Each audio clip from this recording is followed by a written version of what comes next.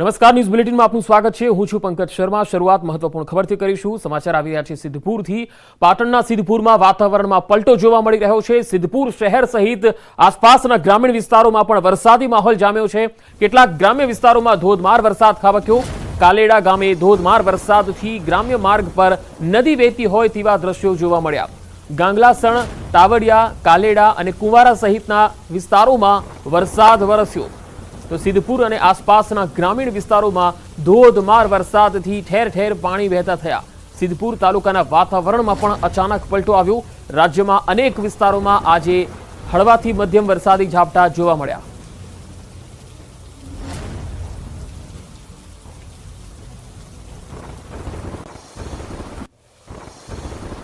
તો ગુજરાત માટે સારા સમાચાર। નર્મદા ડેમની સપાટીમાં સતત વધારો થયો છે। નર્મદાની સપાટી 130 મીટરને પાર પહોંચી ગઈ છે। નર્મદા ડેમની સપાટી 130.41 મીટરે પહોંચી છે। નર્મદા ડેમ 65% ઉપર ભરાયો છે। ઉપરવાસમાંથી 3,67,084 ક્યુસેક પાણીની આવક છે। ઉપરવાસમાંથી પાણીની આવક થતા આરવીપીએચ અને સીએચપીએચ ટર્બાઇન શરૂ કરી દેવાયું છે અને વીજ ઉત્પાદન પણ કરવામાં આવી રહ્યું છે। નર્મદા ડેમમાં 2505.04 એમસીએમ લાઇવ સ્ટોરેજનો જથ્થો પાણીનો ઉપલબ્ધ છે। તો નર્મદા ડેમ 65% ઉપર ભરાયો છે। 130.41 મીટર સપાટી હાલ સરદાર સરોવર નર્મદા ડેમની જોવા મળી રહી છે અને નર્મદા ડેમ 130 મીટરને પાર થઈ ગયો છે। ડેમની સપાટી વધવાના કારણે સિંચાઈ માટે પાણી જે છે એ વર્ષભર મળતું રહેશે। આ સારા સમાચાર ખેડૂતો માટે પણ છે, કારણ કે નર્મદા ડેમ જે મોટાભાગે સિંચાઈ માટેનું જે પાણી છે એ રાજ્યને પૂરું પાડતો આ નર્મદા ડેમ છે, જે જીવાદોરી સમાન કહેવાય છે। તો 7 વાગ્યા સુધી 4 જિલ્લામાં સાવધાન। 4 જિલ્લામાં વરસાદનું ઓરેન્જ એલર્ટ છે। સાબરકાંઠા, અરવલ્લીમાં ઓરેન્જ એલર્ટ અપાયું છે। અમદાવાદ અને ગાંધીનગરમાં પણ ઓરેન્જ એલર્ટ છે। 4 જિલ્લામાં ભારે વરસાદની આગાહી કરવામાં આવી છે। અમદાવાદ, ગાંધીનગર અને સાબરકાંઠામાં પણ ધોધમાર વરસાદ આજે સાંજે 7 વાગ્યા સુધીમાં થઈ શકે છે। અરવલ્લી જિલ્લામાં પણ ઓરેન્જ એલર્ટ છે।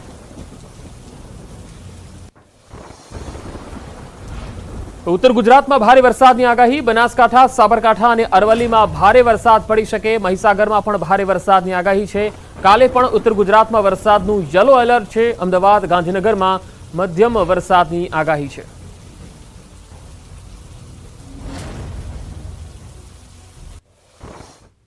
वार्निंग है वो डिस्ट्रिक्ट है बनासकांठा, साबरकांठा, अरावली और महिसागर डिस्ट्रिक्ट शामिल है, जहां पर हेवी रेनफॉल की वार्निंग और साथ में येलो अलर्ट जारी है। और डे 2 की बात करेंगे तो डे 2 के लिए जहां पर हेवी रेनफॉल की वार्निंग है वो डिस्ट्रिक्ट है बनासकांठा, साबरकांठा, अरावली और महिसागर डिस्ट्रिक्ट। और थंडरस्टॉर्म की बात करेंगे तो आने वाले 2 दिनों के लिए गुजरात स्टेट के सारे डिस्ट्रिक्ट कवर हैं, जिसमें थंडरस्टॉर्म की वार्निंग है। और फिशरमैन वार्निंग आने वाले 5 दिनों के लिए एंटायर गुजरात को के लिए है। તાપી જિલ્લામાં વરસાદમાં કોઝવે ધોવાઈ જતા સ્થાનિકોને પારાવાર મુશ્કેલીનો સામનો કરવો પડી રહ્યો છે। અનેક દિવસો વીતી ગયા છતાં તંત્ર આજ દિન સુધી ફરક્યું નથી। જંગલ વિસ્તારમાંથી છેવડી ગામ તરફ જવાના રસ્તા પરનો કોઝવે સદંતર ધોવાઈ ગયો। છેવડી ગામના સ્થાનિકોએ રાણી આબા જૂથ ગ્રામ પંચાયતને પણ જાણ કરી, પરંતુ 10 દિવસ બાદ પણ કોઈ પગલાં લેવાયા નથી। કોઝવે ધોવાતા વિદ્યાર્થીઓ, હોસ્પિટલ તેમજ રોજગારી માટે જતા લોકોને મુશ્કેલી વેઠવી પડી રહી છે। હાલ તો સ્થાનિકોએ જાતે જ વૈકલ્પિક વ્યવસ્થા કરી છે।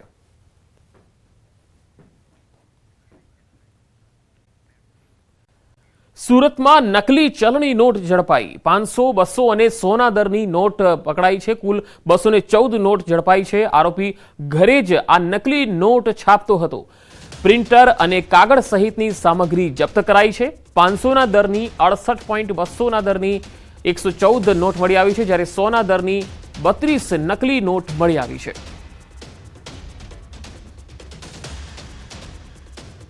ગાંધીનગર એસઓજીએ વધુ એક ઓપરેશન પાર પાડ્યું। કલોલ વિસ્તારમાંથી ડ્રગ્સનો જથ્થો ઝડપી પાડ્યો। 109.240 ગ્રામ મેફેડ્રોન ડ્રગ્સ પોલીસે કબજે લીધું છે।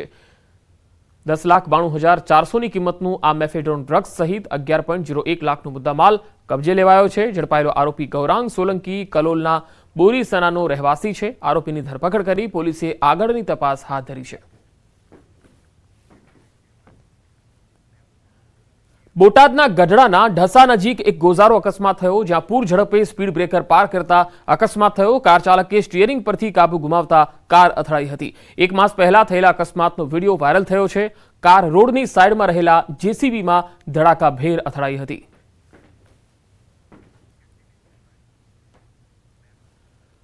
વડોદરામાં બાઇક પર સ્ટંટનો વિડીયો વાયરલ થયો। ચાલુ બાઇક પર લઈ રહ્યો છે સેલ્ફી। બ્રિજ પર જોખમી રીતે બાઇક ચલાવ્યું, અન્ય લોકોના જીવ પણ જોખમમાં મૂક્યા હતા।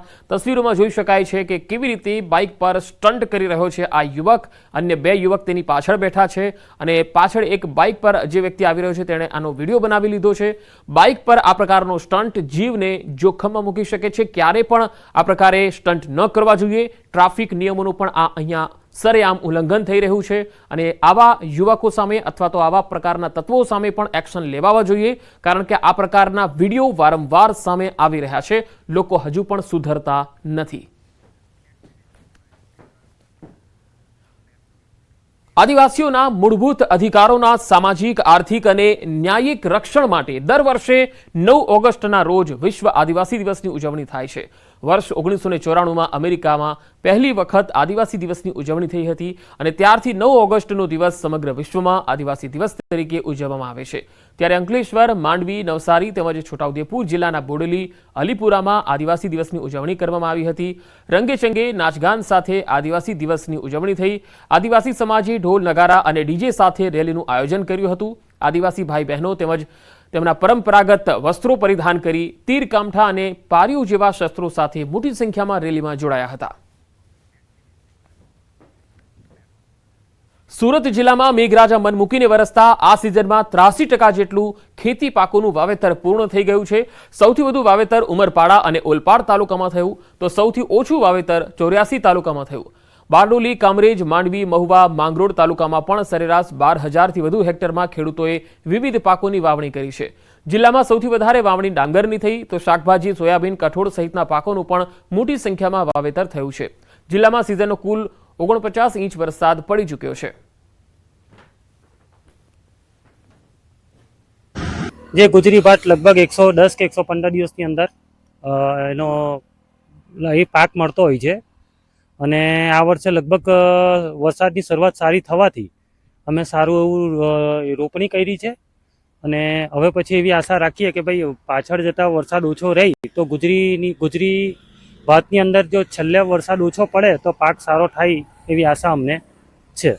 5 વીઘા જેવું ડાંગર અમે બનાવ્યું છે અને ખર્ચો તો એમ માનો ને કે 3,000 રૂપિયાથી 3200 રૂપિયા જેવા રોપવાના આપ્યા છે। એ પ્લસ બિયારણ છે।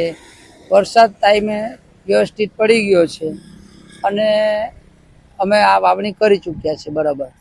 87% જેનો વિસ્તાર જેવો આમાં વરસાદ વરસી ચૂક્યો છે અને વાવેતરમાં જોઈએ તો આપણે ચાલુ વર્ષે 89,000 હેક્ટર વિસ્તારમાં પાકનું વાવેતર ખેડૂતો દ્વારા કરવામાં આવ્યું છે।